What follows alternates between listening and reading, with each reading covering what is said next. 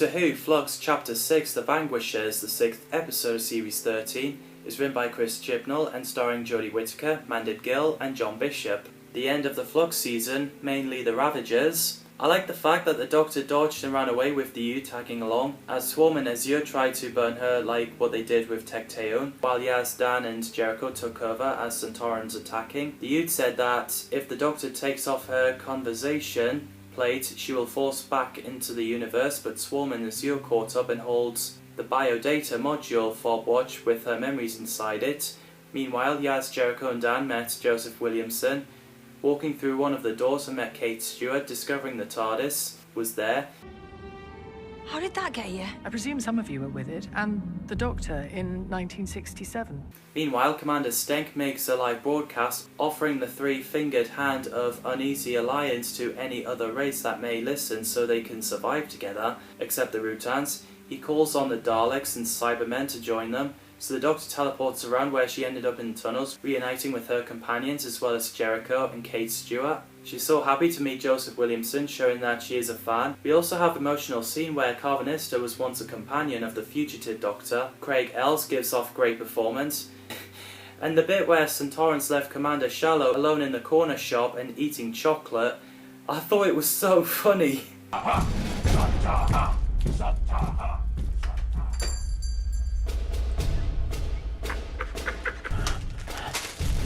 Oh dear, Commander Shallow. Drunk on chocolate? How would that go down with your superiors?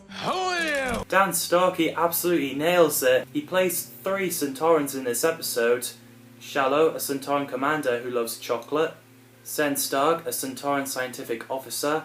And Krieger, a Centauran physics surveyor. Like I said, it's amazing to bring back Gemma Redgrave as Kate Stewart. At least she has a bigger part in this episode. The name's Stewart. Kate Stewart.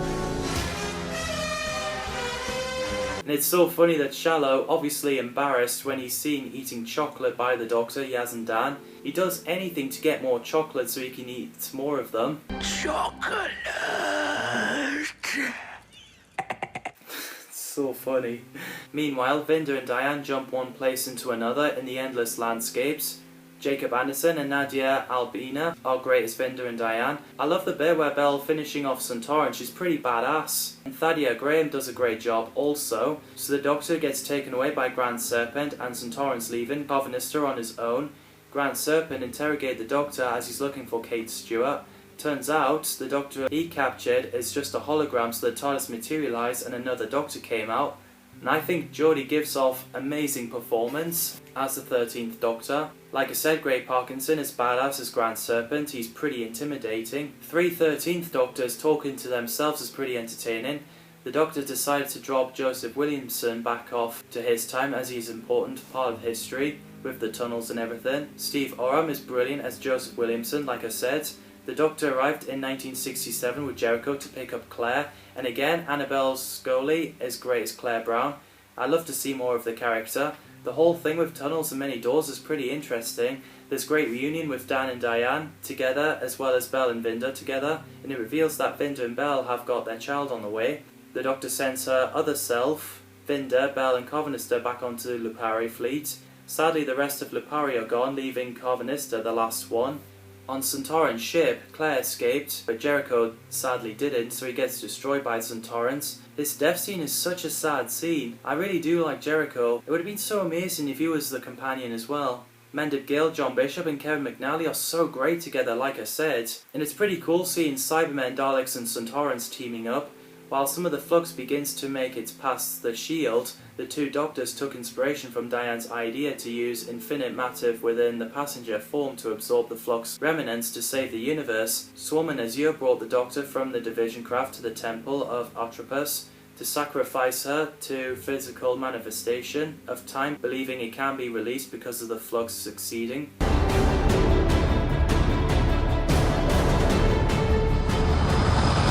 But the Ravagers are not aware that Flux are destroying, so another swarm appears and destroys the Ravagers. Time then reconstitutes itself in the form of the Doctor wearing a black coat, impressing the real Doctor. After picking up the fob watch, the Doctor mentions that nothing is forever, no regeneration, no life, beware of the forces that massed against her and the Master. a setup for the 13th Doctor's final adventure, The Power of the Doctor, which confused the Doctor. And their master. What do you mean? What do you mean, their master? I restore you, Doctor. Also, this makes a good necklace. And like I said, I love the Ravagers. I thought they're pretty cool. I hope we see them again. Sam Sproul and Rochenda Sandal are brilliant as Swarm and Azure. Savinda and Kate got Grand Serpent into the door in Williamson's tunnel and stranded on asteroid somewhere in space. And I think he should come back as the door seems to be open for the character. And apparently in the original script of this episode, the location of the door through which Serpent was different, with him finding himself in the oceanic landscape that would have been shown in an earlier scene. Instead of standing calmly, he would last be seen looking in terror at an unseen creature off camera, emitting the loudest, bassiest, screechiest roars. In the end, Cybermen, Daleks and Centaurans are destroyed with the Flux. Vinder and Bell joins Carvenister in his ship. Could be a good spin-off for those guys. The Doctor says her goodbye to Kate and Claire. Kate hopes to meet the 13th Doctor again, which of course she does in the 2022 Centenary Special. Dan pretending to be tour guide at the museum again, and Diane caught him again, and said no for drinks this time. So then Dan gets invited to travel with the Doctor and Yaz. The Doctor isn't ready to face her past, telling it to hide it until she really asks for it, and then drops it into the pit of the console.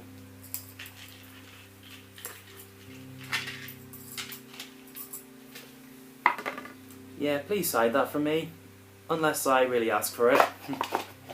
That response is appropriate. Some of the great stuff in The Vanquishers. I really like Series 13, I think it's Jodie's best season. What did you think of The Vanquishers and Series 13, The Flux? Let me know in the comments down below. Thanks for watching, and I'll see you in the next video.